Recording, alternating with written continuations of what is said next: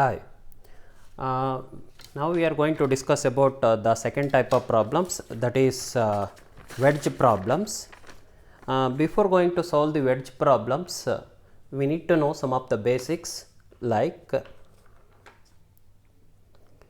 at the contact surface we are going to get two forces. One is the parallel one, another one is perpendicular one. Parallel is the friction force, perpendicular is the normal reaction. This is the horizontal force, vertical force. If we calculate the resultant, that is resultant is equal to square root of horizontal force square plus vertical force square root of f square plus n square, you are going to get resultant force. This will be the resultant reaction, friction reaction. We call this R as friction reaction, and it will be inclined at some angle with respect to vertical. We call that one as angle of friction, that is pi. It is given by tan pi, that is equal to mu. Mu is the coefficient of friction. Mu is equal to tan pi. This is one concept. The second concept is the normal reaction always acts perpendicular to the plane. Second concept. Third concept. Now, to which side we need to write the reaction? I will tell you how it is while solving the problem. Just remember this one. If the body is moving leftward, then you will get the reaction in the left quadrant. If the body is moving towards right, then you will get the reaction in the right quadrant. These are the four quadrants. Suppose the normal reaction is acting upward, and if the body is moving leftward, consider this as the block, it is moving leftward, then you will get reaction in the left quadrant. Suppose if it is like this normal reaction, then you will get the reaction in the left quadrant. If it is moving rightward, then you will get the reaction towards right. Suppose if the normal reaction will act like this, then if this body is moving towards left, you will get the reaction in the left quadrant. If the body is moving right, you will get the reaction in the right quadrant. Just remember this one. To whichever the direction the body moves, in that direction, in that quadrant, you are going to get the reactions. You are going to understand this concept while solving the problem. Three concept.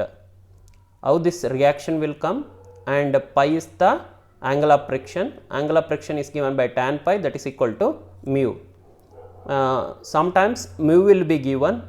We can calculate pi, that is equal to tan inverse of, tan will come this side, tan inverse of mu value. You are going to get pi value. Understood? If you understood this concept, then we will move on to the wedge problems. First of all, what do you mean by wedge? Wedge is the tool or the instrument which is used to lift heavy weights. As shown in the figure, this is the wedge.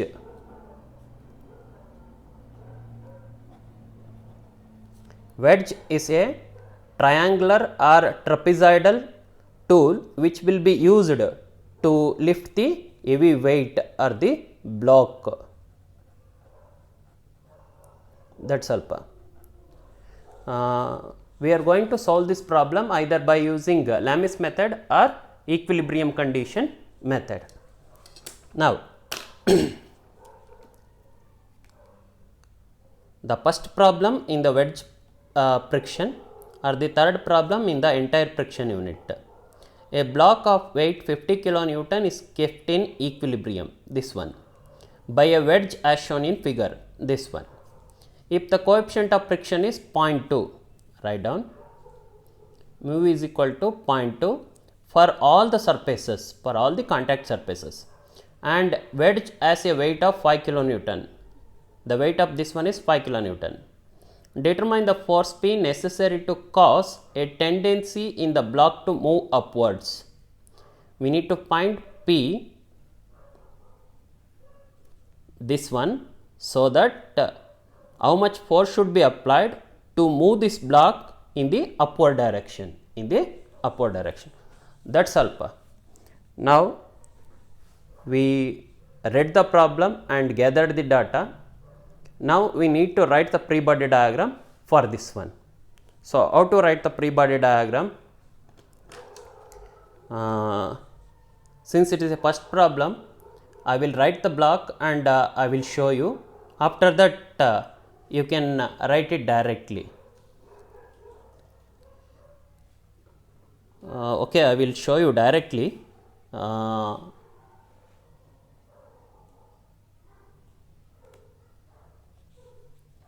Just write the plus mark.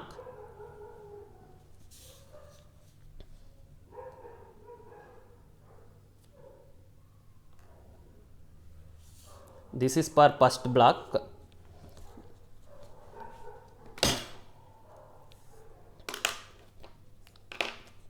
Now the block weight, take the weight of the block, how much it is? 50 kilonewton. It always acts vertically downwards, so write it. Then identify the contact surfaces. Let us take between the block and the wall surface, we take that one as first contact surface. Between the two block there is a contact surface, we take that one as second contact surface. Then between the wedge and the floor we have the third contact surface. Identify the contact surface and number it 1, 2 and 3. Now here you are going to get the normal reaction, is it? Here you are going to get the normal reaction. Since it is moving upward, you are going to get in the leftward quadrant the reaction. Just write it.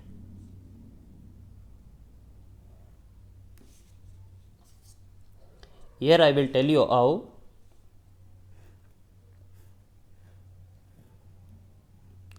This is the block, 50 kilonewton block.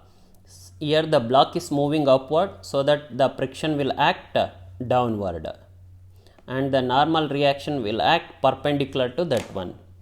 Therefore the resultant reaction, this is the normal one, the resultant reaction will act in between these two.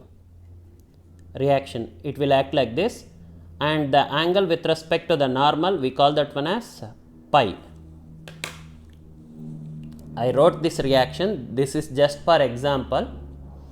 If it is moving upward, leftward, if it is moving downward, rightward. Please remember this one also. So it is like this. This is the reaction at which contact surface? At 1. So take that one as R1. Then the angle, how much? Pi. We know that mu is equal to tan pi, or pi is equal to tan inverse of mu, that is equal to tan inverse of mu is given as 0.2. If we calculate, we are going to get the value as shift tan inverse of 0.2, 11.31, 11.309, it will be 11.31. It is the pi value. So write 11.31 degree. Now here we have the second contact surface. If we consider the block, the reaction, normal reaction will be like this, and the reaction will be like this. This is the friction, this is the normal reaction, and this will be the resultant reaction force. So just write it. Okay.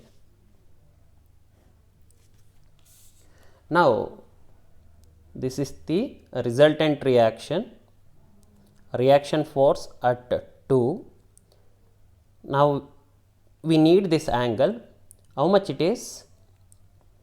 From year to year it is theta, from year to year nothing but r with respect to the normal it is pi. The theta it is given how much? If this inclined plane making 15 with respect to horizontal, then the perpendicular reaction, that is n, will make the same angle theta with respect to vertical. This is theta. So how much? It is 15 plus pi, how much? 11.31. So 11.31 plus theta, that is 15, how much we are going to get? 26.31.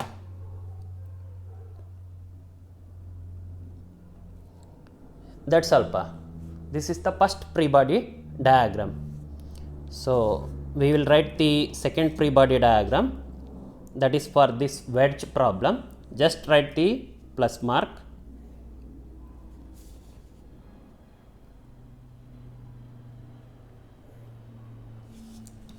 Then write the self weight, how much it is? 5 kilonewton, that is weight of the wedge, 5 kilonewton. Then we have the reaction at the contact surface, at this surface. Now this block, since we are applying the force, it will move leftward and the normal reaction will act from upward to downward. Inge act aguttalvenappa. So since it is acting leftward, we need to write it in the leftward direction.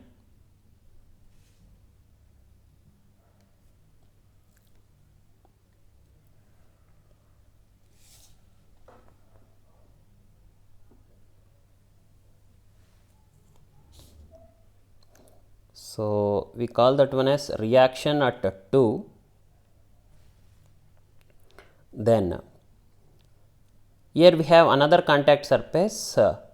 Since it is moving leftward, we are going to get it in the leftward direction, reaction, left quadrant. We call that one as reaction at third contact surface, R3. So now if we come to the angle, here the angle is with respect to the normal reaction. Here the angle is, since it is inclined, you are going to get the angle as theta plus phi. If it is horizontal or vertical, you are going to get only pi. So the angle will become theta plus pi. Pi is 11.31 and theta is 15. You are going to get it as 26.31. And here R3 it is horizontal, therefore you are going to get only pi, that is 11.31. Just remember this one pa, this is blind method. If the plane is vertical or the horizontal, you are going to get only the pi value. If the plane is inclined, you are going to get theta plus pi. Just remember. So free body diagram at block. This is free body diagram at wedge. This is the wedge, this is the block. Okay. Now we need to solve the problem. Which free body diagram you are going to take it? Usually we need to take block first, after that wedge. Okay. And also in this free body diagram at wedge, this wedge is applied by the force P in the horizontal direction. Write that one also. Count the number of unknown forces in each free body diagram. Here we have R1 and R2, two unknowns. Here we have R3, R2 and P, three unknowns. So now consider the free body diagram which has less number of unknowns and solve the problem. While solving the problem, we need to choose the method. Which method? LAM is a equilibrium condition. So how you are going to choose? For that, count the number of forces. 1, 2, 3. 3 forces. How many unknowns? 2 unknowns. We can apply Lam's theorem. So by Lam's theorem,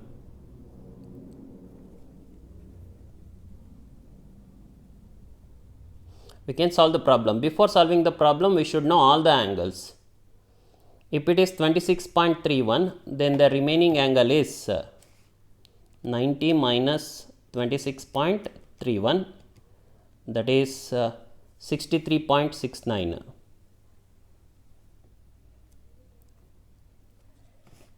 If it is 11.31, then the remaining angle is 90 minus 11.31, that is given by 78.69. Then this angle is 90, this angle is 90. Okay, by Lam's theorem, how we can write? Force divided by sine of the angle between other two forces. Force, first take the unknown forces, R1 divided by sine of the angle between other two forces. Other two forces are 50 and R2. Angle between them is 90 plus 63.69. It will become 153.69. That is equal to the next force R2 divided by sine of the angle between other two forces, that is R1 and 50. Angle between them is 78.69. That is equal to the next force 50 divided by sine of the angle between other two forces. Other two forces are R1 and R2. Angle between them is how much? 11.31 plus 90 plus 26.31. How much? 127.62. Sine of 127.62. Now we have three parts. Take any two parts in such a way that there should be only one unknown and solve the problem. So take the first part and the last part. You are going to get R1 is equal to 50 divided by sine of 127.62 multiplied by this value, that is sine of 153.69. You are going to get the value as 50 divided by 50 multiplied by sine of 153.69 divided by sine of 127.62, 27.98. What is the unit? All the units are given in the problem as kilonewton. So, kilonewton. Then take the second part and the last part. R2 you are going to get it as 50 divided by sine of 127.62, just cross multiplication. 50 divided by this value multiplied by sine of 78.69.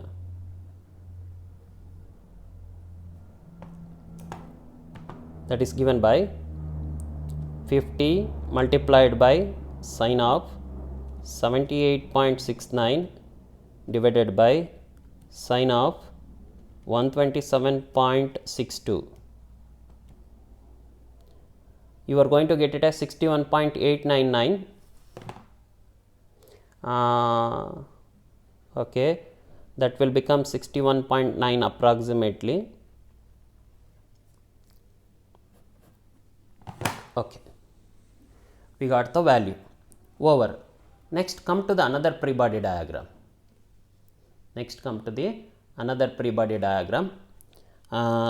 From this free body diagram, we have calculated the value of R2, that is 61.9.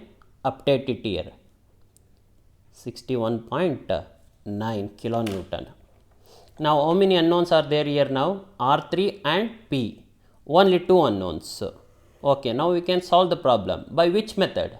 Again, for that, count the number of forces. 1, 2, 3, 4. We can't apply Lam's theorem now. Now apply an equilibrium condition. Sigma h is equal to 0, sigma v is equal to 0. Before going to that, we need horizontal angle theta and splitting up the inclined forces. So, horizontal angle theta.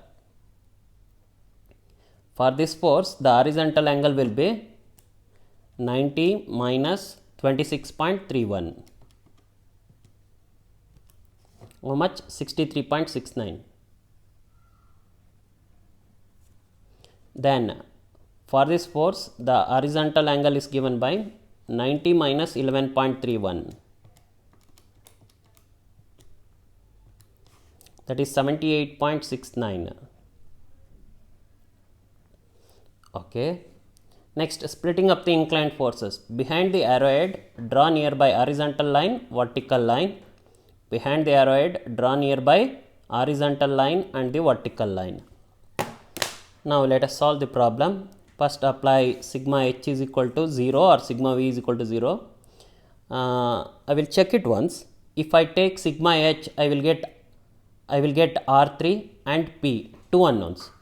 If I took sigma v first, this force will not come since it is horizontal. I will get R3 only. So I will get the answers directly.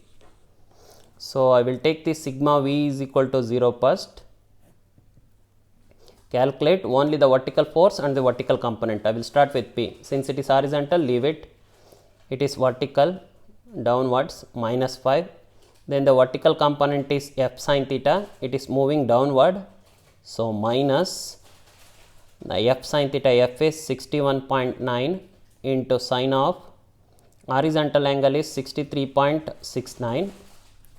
Then here the vertical component, it is moving upward, plus f sin theta, that is R3 into sine of 78.69,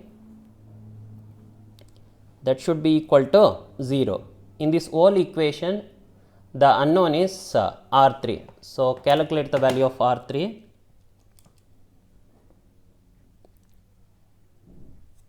R3 is given by minus 5 minus 61.9 into sine of 63.69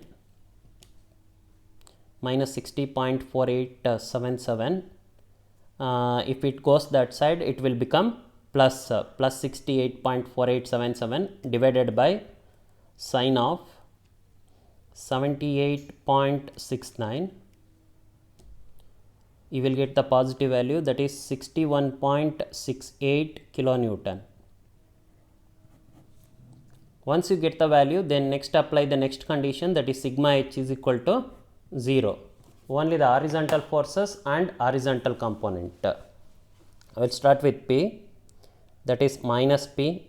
It is vertical, leave it. Vertical component, leave it. Horizontal component moving rightward, plus a component is f cos theta, that is 61.9 into cos of horizontal angle, that is 63.69. Then here vertical component, leave it. Horizontal component moving rightward, component is f cos theta, that is R3 into cos of horizontal angle is 78.69. That should be equal to 0. Here the unknown is P and R3, but R3 we already calculated. How much? 61.68. So write it, 61.68. Unknown is P. So shift P that side, it will become positive. Therefore P is equal to